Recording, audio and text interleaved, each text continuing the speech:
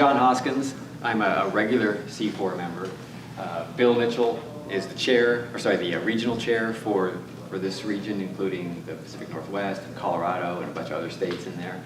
He's off at a wedding, so he asked me to step in. So as I stumble through this, please do cut me some slack. The formalities are overwhelming. I collect Vermonts and Mason Mills by variety because, well, I needed something small that wasn't 300 or 400 pieces to collect. I slid away from large scents where I collected those by die variety because these just seem more interesting. Especially the Vermonts, everything is different. The metal is different. The strikes are different. The cuttings are different. So it's just lots of fun to see what's out there. I also collect Dossier medals from the Dossier family of metal makers in the early 1700s in Switzerland, France, and Britain, which again is one of those you just kind of twig onto it and you're like, that's interesting, so you keep going. And condor tokens with pastoral scenes, which I define and are basically outdoor scenes. So that's what I do. That's how I collect along with the numismatic library. So I was going to go around the room and have everybody else also introduce themselves and say a little bit about what they do. Paul Hybert from Chicago. I do not own a Colonial coin. I'm a C4 member. I like reading about the history, contemporary history, because it leads into the early federal coinage. And I'm a large cent collector, bust silver also, some, and early mint reports and documents, and a lot of the numismatic terms from colonial period carried over into some of the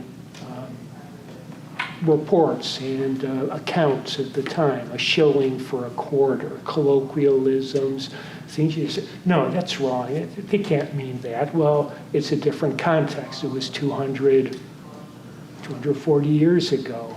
So it's a nice, there was not a break between colonial and federal. One, the colonial experience influenced the early federal, good and bad, indirectly, directly. So it gives good context. Yeah, I'm Leo Yao from, I live in Houston, Texas. Kind of just happened to be here as a combo vacation and work trip and seeing friends in the area and saw that this was going on. Last year, I'd collected coins since a little kid and get more into it as time goes on. About every 6 months or so, I start digging in.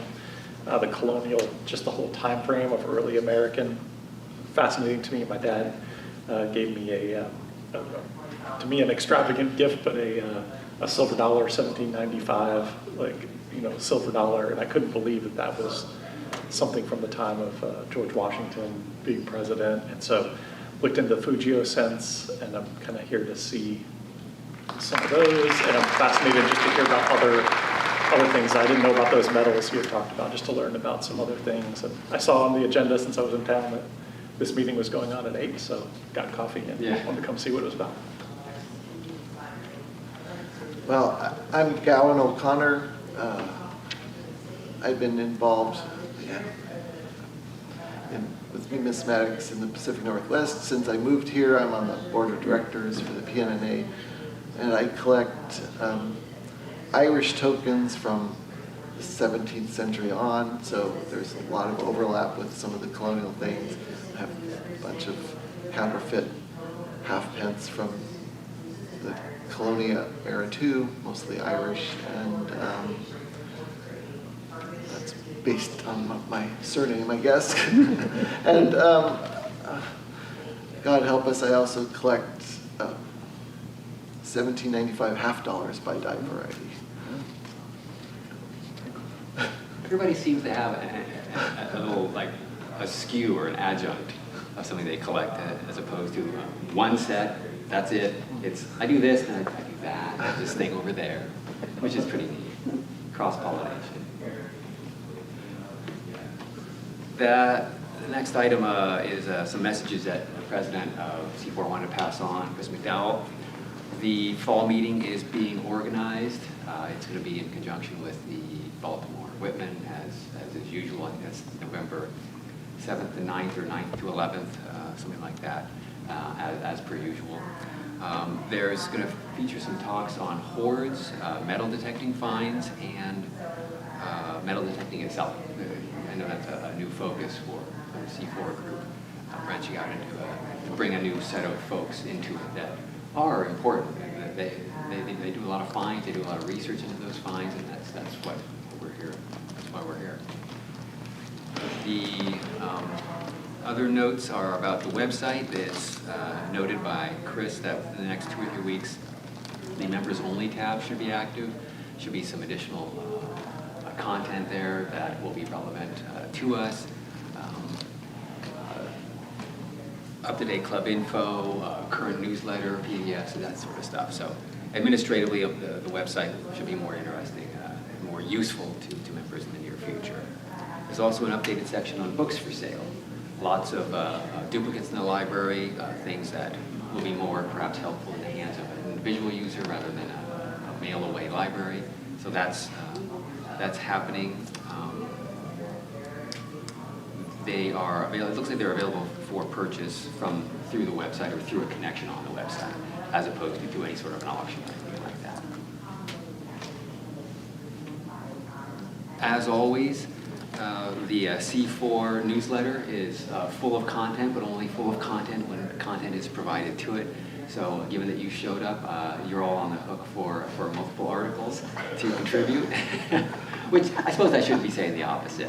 Anybody who shows up should be off the hook. But anything you find interesting, it's funny, I contribute to Pennywise, the VAC newsletter, or publication, occasionally. And I have always gotten more comments on the personal pieces I put in there. Notes about this is what I did and who I met at this event and how interesting it was. More comments, personal comments back to me on that, as opposed to the technical articles on the die states of the S180 and why they go in a certain direction. So those little articles are meaningful. And often those stimulate more interest in newer members because it's personal. It brings people a little closer to the material without needing to be technical. Technical stuff doesn't scare new people off, but it's less welcoming. So we need a balance. I don't know what the publications committee has in the works for future publications. Hey, Chuck, there's a sign-in sheet right there. I'm sorry? Sign-in sheet right Sign there. in? Yes, you've wandered in, now you're trapped. Sorry, wait. And you owe an article. Is this the Colonial group? Yes, it is. You look old to me, very old. Except you two ladies. Colonial, the C4 has a good connection to the Journal of Early American Numismatics. There's lots of interesting material there as well. Ties to the A&S are growing slowly, but again, both the newsletter and Gene they contain lots of things that are interesting. They should be perused. The next item, kind of an opening the floor to discussions. I know that Sid Martin collections are working their way through Stax Bowers. August is bringing up some of the Northeast collections, state collections, Vermont and Massachusetts, I think, and some other items, Massachusetts silver. So I'm looking forward to that. That's two areas that I happen to collect in. But aside from that, I don't have a lot of detail on what's coming up next. But I want to open the floor to you folks. If you know of anything interesting or have anything to share, I'd love to hear it. I apologize. I don't hear well. Oh, sorry. No, not loud enough. Well, I turned them up now, but Just asking if anybody has any new or interesting tidbits to share, any colonial things of interest. This is where we're at. Time point to share. want to hear a story? Of course. My wife and I, the whole family, my wife's side of the family would vacation in Connecticut, a little town called Moodus. It's off the Connecticut River. We go there in July or August. And it was a nice place to go because the kids couldn't get into too much trouble. They were isolated from traffic. The worst they could do was fall into a pond, which is dangerous, but that really wasn't going to happen. But I took a break one day because the houses around there are absolutely incredible. You know, some of them survived from the early 1700s. And I can't remember the town that's just north of Moodus, but I did go in there, and there was a little antique shop, and yes, I saw a bag, and it looked like it had copper coins in it. You can't make this stuff up. It was a Saturday morning, and I asked to see them. There were 14, maybe 16 pieces in there. Every one of them was super worn. We call them like a poor one or a whopping AG2. They were very, very worn. So what that means is that they obviously circulated. So I asked the gentleman where they came from. He says, well, they tore down this really old house. And I asked him how old. He goes, oh, it was built in the 1700s. So there you go. I wish I had back then we didn't have cell phones, we didn't have video record. Well, we had video recorders, but you know, what's my point? Oh, so anyway, I asked him how much it was. He says, well, they're $20. I couldn't whip out the $20 bill fast enough. But he wouldn't take it because that Saturday there was a 10% discount. No, excuse me, a 20% discount. 20% of $20 is $4. He was having trouble, I'm not kidding, he was having trouble with the math. I'm not saying he was a moron. What I'm saying is he was having trouble figuring 20% of $20. And then he had to add the tax on. I'm a little frustrated because Karen, if you know my wife Karen, I got to be with the family. I'm on my own, so I'm sneaking out, it basically is what I'm doing. So I got to get back fast, right? He's calculating. He said, here, just take the 20. No, it's got to be right, it's got to be right. Keep the change, it's your tip. I had to run out, you know, but it's a true story. And, but there they were, these Colonial coins. My very first coin that I fell in love with came from my dad's collection. He was alive, he gave me a collection. I think at that time I was 7. But the coin that knocked me out, I mean, there was an 1829 half dollar and like XF, fabulous looking coin, but it was a 1749 British farthing. And of course that 1749 British farthing was probably worth 8 cents. You know, it was so worn, but it slept with me next to my bed. I took it to school and I'd sneak it out and look at it while my teacher was telling me to pay attention. So Colonial coins. Anybody that collects Colonial coins, I think, has a great hobby. And that's my story. Thank you. Thank you for listening. Yeah. I live in Colorado, and so I don't get a lot of houses torn down with colonial era things in the walls. But when I was growing up, the one person who was passing things on to me was an uncle who, this was for a kid who was living near a military base in San Diego, and collecting coins when I was 7, 8 years old. And it was pennies, you know, nickels, things you found in change. And this uncle thought that was pretty neat. He collected coins, so he gave me a bunch of Mercury dimes, which I thought was just jaw-dropping. That was, and it made his kids angry that I was getting the Mercury dimes. That's something, because I was a special visitor, so I got something special. And I think I still have them in a Mercury dime Whitman folder on a shelf in my closet that I haven't looked at. You just reminded me of that story. I should go look at those. Those stories, Yeah. they're treasured, aren't they? An uncle, an aunt. Yeah, just a little connection that says, oh, that's pretty interesting. That stimulated my collecting a little bit more than just pulling things that have changed it. Yeah. Yeah. In New York City, they had these little coin shops. They were almost like the speakeasies. You know, you would go down steps. It was many, many years ago. This is back in the 1950s. And my mother knew one of the people that owned it. She was like a distant cousin to my mother. And I saw Colonial coins there. And I bought my first piece of Colonial paper money. But the first Colonial coin I bought, I went to Catholic school. You can't break out of Catholic school. I did. It was lunchtime. I gobbled my lunch. I was allowed to go in the playground. I jumped on the subway. And where I lived in Woodhaven, it was not a subway, it was above ground. I took the train down 114th Street. It was Lang's Coin Shop. I'd saved for months to buy a Connecticut piece for $5. And when I got there, he still had it. But he also had another one for $7.50, and he's talking me into the $7.50. It's gonna be another 6 months before I can raise the $2.50. Anyway, so I get the coin and come back, and the schoolyard is empty. But I can see that they're just, the last few girls are walking in. You know, girls were separated from boys. Girls were actually the last ones to go. They want to get the animals in first, and then it was safer for the girls for some reason. And I just saw a few of them on the steps, so I ran over there. I'm sweating to death. I get into my classroom. I figure I'm dead, but no, I made it. I made it. I'm dripping wet. I'm looking at that coin, looking at that coin. Now fast forward, Don Partrick, remember Don? Colonial guy. Chuck, I think this is a rare one. Now this is fast forwarding to the 1980s, all right? And I get the Miller book, and sure enough, it was a rarity 8 at that time. There were only 3 known for $5.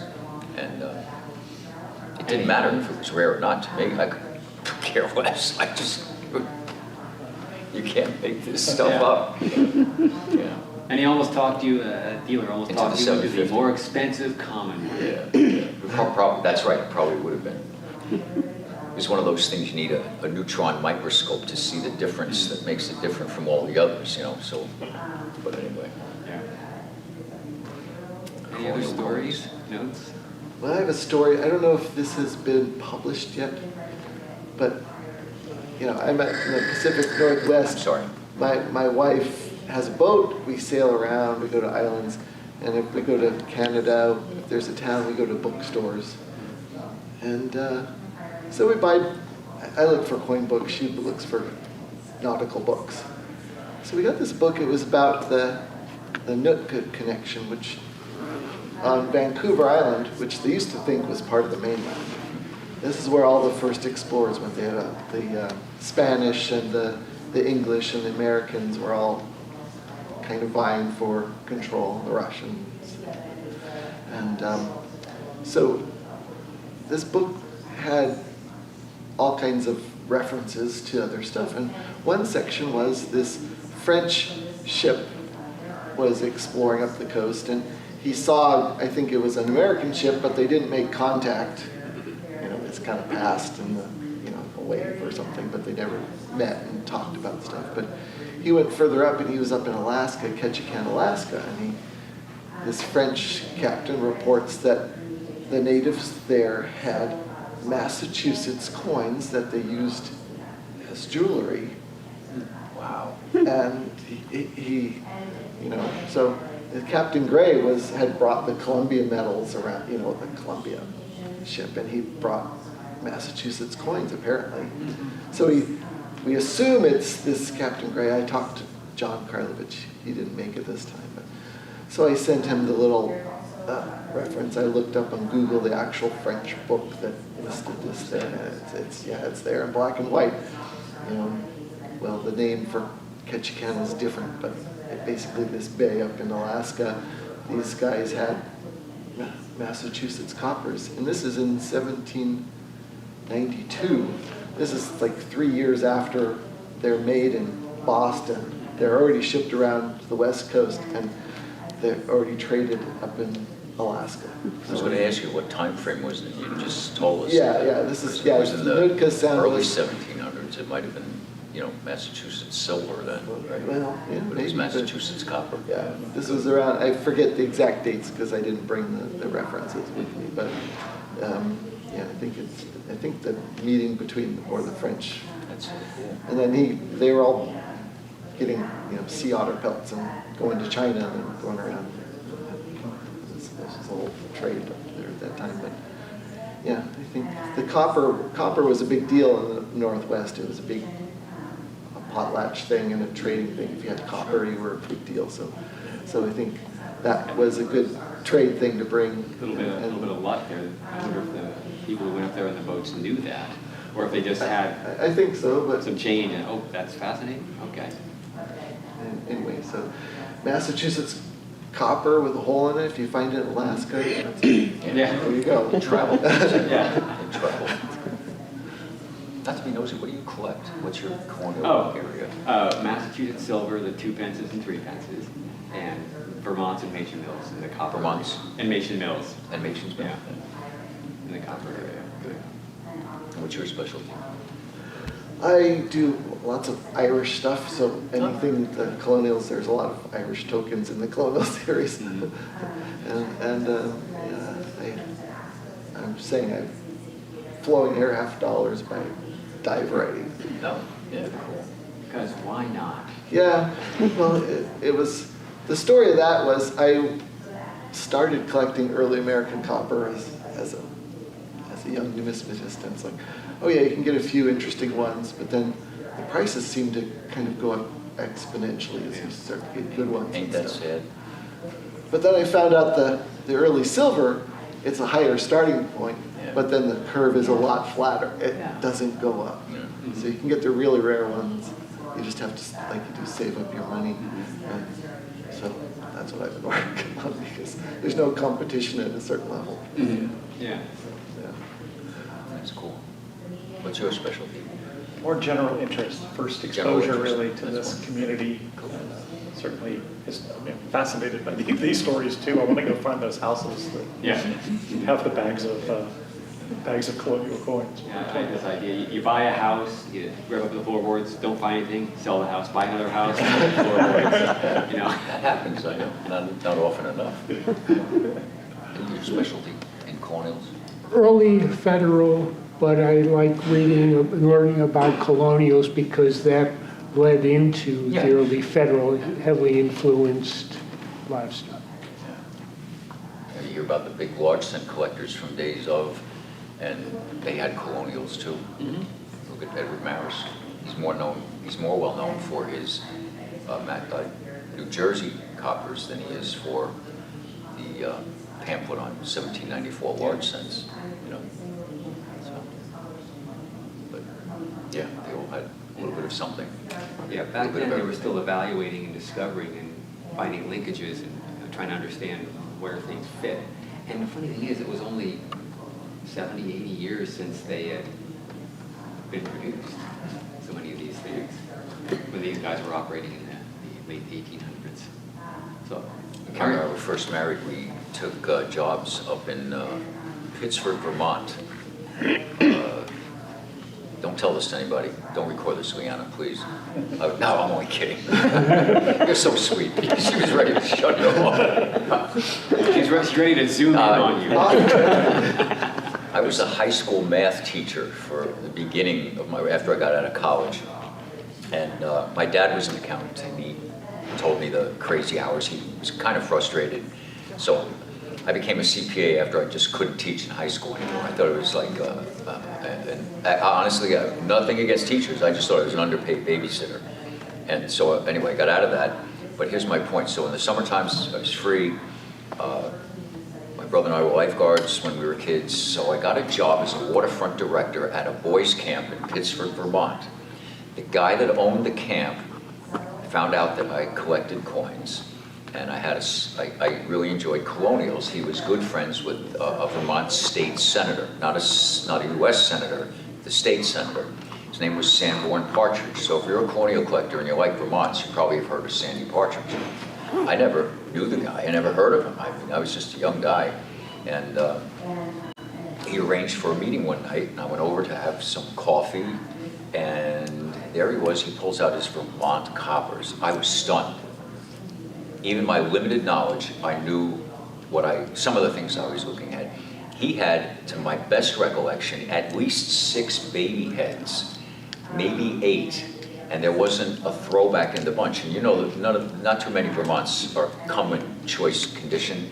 These weren't choice, but they were beautiful. So anyway, I always had that story. But unfortunately, I didn't know like rarities, like the Ryder Richardson, like 35 or 6 or 8 or whatever. I'm making that up. I know those are rare ones in there. 30X. Kind of all, 30X, they all kind of apply to the 30, it's 39, that's the killer, right? Well, there's all of them that are the Anyway, so I had that privilege of seeing those. And, you know, when I tell Krailovich or some of the other guys, they go, you met him? You met him? Yeah, I actually did. I wish I had known more. I could have We say that all the time about our experiences in every part of our lives. If I only knew more when I was younger. Such a thrill. Yeah. But that was always then my favorite, the baby head. Yeah. What can I say? Lucky. Just lucky. Mhm. Well, if there's nothing else, we have a few minutes before the day begins at 9 officially. Yeah, it's just For us and for other about things. 20 of. Thank you for joining us. Thank you for showing up. Appreciate it. We'll put a black mark next to everybody's name who didn't show up, who was supposed to be here. And thanks for filming and for getting up early to take care of this. Thanks for doing this, John. Sure. Thank you. All right, everyone. Meeting adjourned.